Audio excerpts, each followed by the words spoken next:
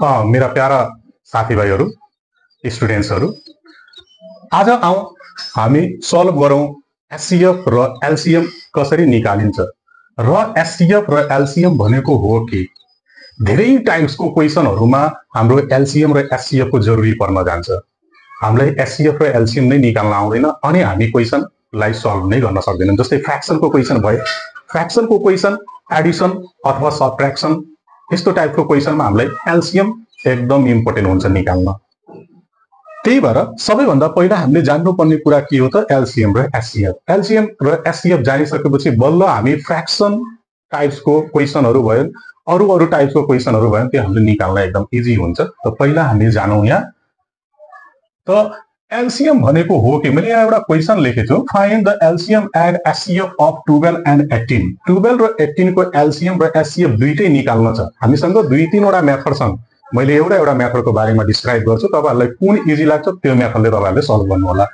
त एलसीएम र एचसीएफ भनेको हो के, एलसीएम र एचसीएफ भनेको हो के सबैभन्दा पहिला त्यो जान्न पर्यो। एलसीएम भनेको लोएस्ट कमन मल्टिप्लाई, मल्टिप्लाई ध्यान दिनु होला, मल्टिप्लाई हामी यही झुक्किन्छौं, मल्टिप्लाई हो। अर्को एचसीएफ भनेको हाईएस्ट कमन फ्याक्टर हो। एउटा फ्याक्टर हो, अर्को मल्टिप्लाई हो, एउटा फ्याक्टर हो, अर्को मल्टिप्लाई हो। फ्याक्टर भनेको छुट्टै हुन्छ, मल्टिप्लाई भनेको छुट्टै हुन्छ। यो कुरा बुझ्दिन पर्यो अब हामीले। त निकालौं अब जस्तै 12 को हामीले 12 र 18 को हामीले एलसीएम निकाल्न गइराछौं। त के गर्छौं त 12 को चाहिने के लेख्छौं मल्टिप्लाई लेख्छौं। के लेख्छौं मल्टिप्लाई लेख्छौं। ध्यान दिनु होला मल्टिप्लाई लेख्छौं। मल्टिप्लाई भनेको 12 24 36 अर्को कति 48 60 72 84 डट डट डट डट यो गर्दा गर्दै कहाँसम्म इन्फाइनाइट सम्म हुन्छ। सेम त्यस्तै 18 को पनि हामीले के लेख्छौं त मल्टिप्लाई टेबल्स। 18 को टेबल्स लेख्छौं है, मल्टिप्लाई लेख्छौं। ध्यान दिनु होला 18 36 54 अरु आउनुहोस् 72 90 dot dot dot dot infinite सम्म। बुझ्नुपर्ने कुरा के हो त मल्टिप्लाई हामीले लेख्छौं। यहाँ ध्यान दिनु होला मल्टिप्लाई लेख्छौं। मल्टिप्लाई भनेको त्यसैको टेबल, जस्तै 2 को टेबल 2 2 जा 4 2 जा 8 10 12 यस्तै 3 को टेबल टाइप्सको 3 6 9 यस्तो टाइप्सको त्यो टेबल हो है, बुझ्नु होला। त अब हामीलाई एलसीएम भनेको के हो त लोएस्ट कमन फ्याक्टर, सबैभन्दा सानो कमन फ्याक्टर। त पहिला त हामीले कमन नै लेख्छौं। कमन कति छ त यसको एउटा छ कमन, हाम्रो यो छ कमन 36 छ कमन, अरु पनि कुनै छ 72 छ कमन, 72 छ कमन। अझै पनि यदि हामीले यसलाई बढाउँदै जाने हो, यसलाई पनि बढाउँदै जाने हो, थुप्रै हाम्रो कमन फ्याक्टर्सहरु निस्किँदै जान्छन्। तर हामीलाई ठूलो चाहिएन, ठूलो चाहिएन। हामीलाई के चाहियो लिस्ट लोएस्ट कमन फ्याक्टर चाहियो है, सबैभन्दा सानो कमन फ्याक्टर। अब यो भन्दा यतातिर आउने हो भने कुनै छ कमन छैन। त्यही भएर सबैभन्दा सानो common factor LCM is equals to कति 36। My dear students understood or not? सबैभन्दा सानो कमन फ्याक्टर कुन आयो त 36। बुझ्नुभयो?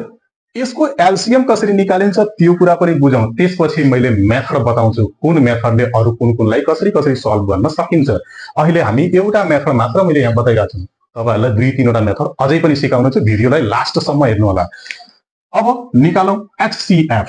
त एचसीएफ निकाल्दाखेरि के हो त फ्याक्टर। ध्यान दिने हो हाईएस्ट कमन फ्याक्टर। फ्याक्टर भनेको यो 12 र यो 18 मा कुनले डिभाइड हुन्छ, कुनले डिभाइड हुन्छ त्यो लेख्ने हो। जस्तै यहाँ लिएर हैन हाम्रो 12, अब 12 मा 1 ले जान्छ, 2 ले जान्छ, 3 ले जान्छ, 3 4 जा 4 ले जान्छ, 4 3 जा 12, 6 ले जान्छ, 6 2 जा 12, अर्को 12 ले जान्छ, 12 1 जा 12 गरेर यति भयो। के हो त फ्याक्टर हो यो। त्यस्तै 18 को पनि हामीले के लेख्छौं त फ्याक्टर। 18 मा कुनले डिभाइड जान्छ, जस्तै 1 ले जान्छ, 2 9 जा, 3 6 जा, 3 ले पनि गयो, अर्को 6 ले पनि जान्छ, 6 3 जा 6 ले पनि गयो, अर्को 9 2 जा 18 9 ले पनि गयो, अर्को 18 ले त जान्छ नै। भनेपछि हाम्रो यो के आयो त फ्याक्टर आयो यसको के आयो फ्याक्टर अब हामीले निकाल्नु पर्ने के हो हाईएस्ट कमन फ्याक्टर सबैभन्दा ठूलो कमन फ्याक्टर हुन त यसमा हाम्रो कमन यो पनि छ अर्को यो पनि कमन छ यो पनि छ कमन अर्को कमन कुन छ अरु यो पनि छ कमन ठीक छ हाम्रो 4 वटा कमन छ अब हेर्नुस् यो क्वेशनलाई लोक सेवा आयोगमा कसरी सोध्छ त्यो कुरा बुझ्नुस् यहाँ त यसमा भन्दियो फाइन्ड द एचसीएफ हामीलाई यो त 4 5 6 7 8 9 मा एचसीएफ मात्र निकाल्न भन्छ एचसीएफ मात्र निकाल्न भन्छ त एचसीएफ हो के हाईएस्ट कमन फ्याक्टर सबैभन्दा ठूलो कमन फ्याक्टर कुन हो त 6 यो नै हाम्रो आन्सर हुन्छ तर लोक सेवा आयोगमा कसरी सोध्छ त find the second HCF find the second HCF of 12 and 18 second HCF कुन हो त सेकेन्ड HCF 3 थर्ड HCF के होला 2 फोर्थ HCF के हुन्छ 1 ठीक छ अब एउटा लजिकल कुरा हामीले बुझौं यसमा लजिक के आइराछ यसमा कमन मल्टिप्लाई निकाल्ने हो भने त्यही भएर लोवेस्ट कमन मल्टिप्लाई निकाल्न भनिरहेछ इजी होस् भनेर हेर्नुस् त अब यो भन्दा सानो त कुनै पनि हुन्न यो भन्दा सानो आउँछ कुनै आउँदैन त्यही भएर सबैभन्दा सानो जुन छ त्यो नै हाम्रो आन्सर हो यसमा तपाईको लोवेस्ट भनेको भए त यो 1 भन्दा सानो कुनै आउँथेन हाईएस्ट भनेको भए ल अब यहाँ भन्दा बाहिर कुनै जान्छ जाँदै जान्न यहीसम्म हुन्छ त सबैभन्दा हाईएस्ट भनेको यो नै भयो 6 नै भयो त्यही भएर हाम्रो आन्सर 6 नै भयो तपाईहरुले राम्रोसित बुझ्नु भयो होला एचसीएफ र एलसीएम कसरी निकालिन्छ अब हामी मेथड बुझ्छौं ठीक छ अब हामी मेथड बुझ्छौं यो त एउटा मेथड थियो फर्स्ट मेथड थियो सेकेन्ड मेथड बुझौं सेकेन्ड मेथडले हामीले कसरी सल्भ गर्छौं सेकेन्ड मेथड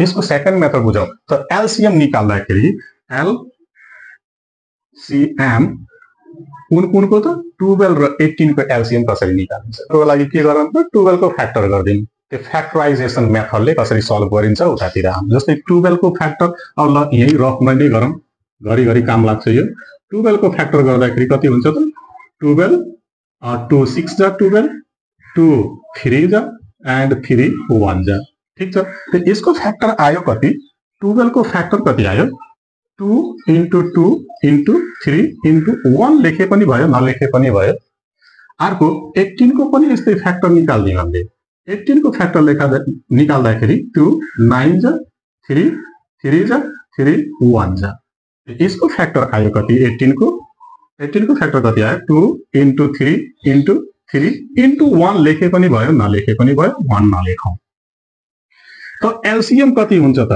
एलसीएम यसको हुन्छ कि एलसीएम यसको के हुन्छ त एलसीएम भनेको यो त common factor into remaining factor factorisation मेथडमा common factor into remaining factor त कमन फ्याक्टर यसमा छ के सबैभन्दा पहिला हामीले कमनलाई लेख्छौं 2 छ अर्को कमन के छ त 3 छ र रिमेनिङ बाँकी बचेको 12 मा बाँकी बचेको रिमेनिङ 2 र 18 मा बाँकी बचेको रिमेनिङ कति 3 सबलाई मल्टिप्लाई गर्दाखेरि कति त यहाँ 2 3 जा 6 6 2 जा 12 12 3 जा 36 यो आयो हाम्रो फ्याक्टराइजेसन मेथडले के निकाल्यौं त हामीले एलसीएम सेम एचसीएफ कसरी निकालिन्छ एचसीएफ पनि यहाँ बुझौं एचसीएफ यसैको एचसीएफ कसरी निकालिन्छ त त्यही यही मेथडले फ्याक्टराइजेसन मेथडले नै अब यसको फ्याक्टर के हो त 2 into 2 into 3 र अर्कोको फ्याक्टर कति 18 को फ्याक्टर कति 2 into 3 into 3 ल त एचसीएफ इज इक्वल्स टु के हुन्छ common factor only common factor मात्रै है यसको कमन फ्याक्टर कति 2 into कमन फ्याक्टर कति 3 त्यही भएर 3 2 3 जा 6 आन्सर यो हो फ्याक्टराइजेसन मेथड ठीक छ यो दुईवटा मेथड भयो अब अर्को मेथड बुझौं यसैको अर्को मेथड बुझौं एउटा अझै मेथड मैले सिकाइदिरहेको छु त्यसपछि हाम्रो यो मेथड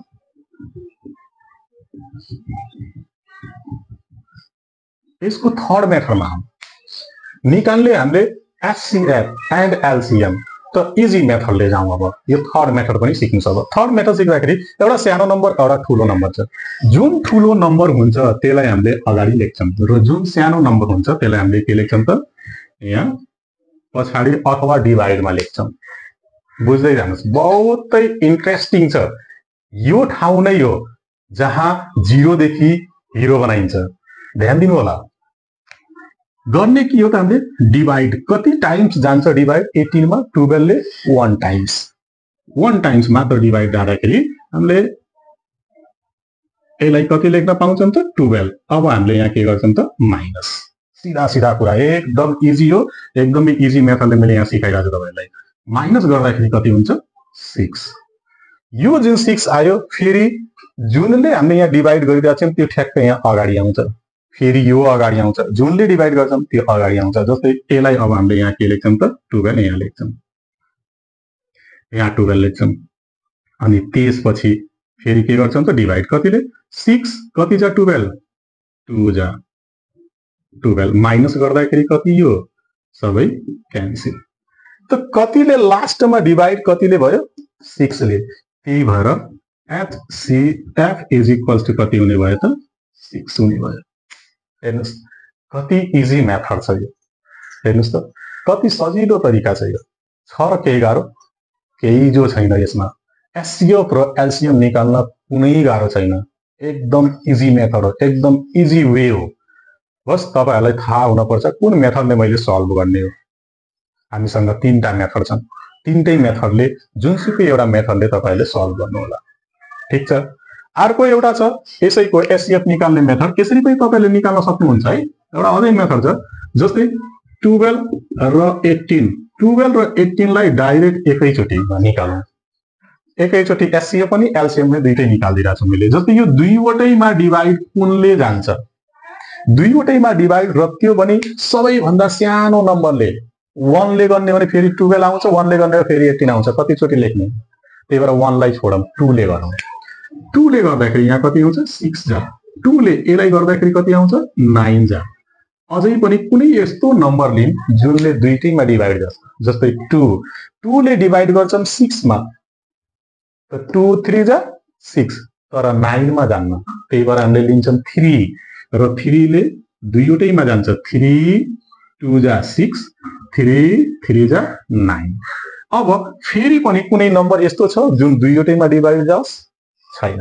त्यही भएर हामी यति नै छोड्छौं। अब त्यही भएर लेख्छौं हामीले therefore HCF is equals to यो अगाडिको जुन डिभाइड गरिरहेछ त्यही भएर यो अगाडिको हामीले लेख्छौं। यसलाई लेख्छौं कति 6 र LCM is equals to common factor into remaining factor. त यसको लेख्छौं हामीले कति 2 into 3 into 2 into 3 is equals to सबलाई मल्टिप्लाई गर्छौं आउँछ कति 36। यो हुन जान्छ हाम्रो के त आन्सर। बुझ्नु भयो कि नै? यदि बुझ्नु भएछ भने कमेन्ट बक्समा यस वी अन्डरस्टुड भनेर लेख्नुस्। बल्ल थाहा हुन्छ मलाई पनि कि ठीक छ तपाईहरुले बुझ्नुभयो। यदि तपाईहरुले बुझिराख्नु भएको छैन भने तपाईहरुले कमेन्ट बक्समा त्यसलाई मेन्सन गर्नु। म अर्को भिडियोमा अझै यो भन्दा राम्रो तरिकाले भिडियो बनाउने छु। थ्यांक यू, धन्यवाद।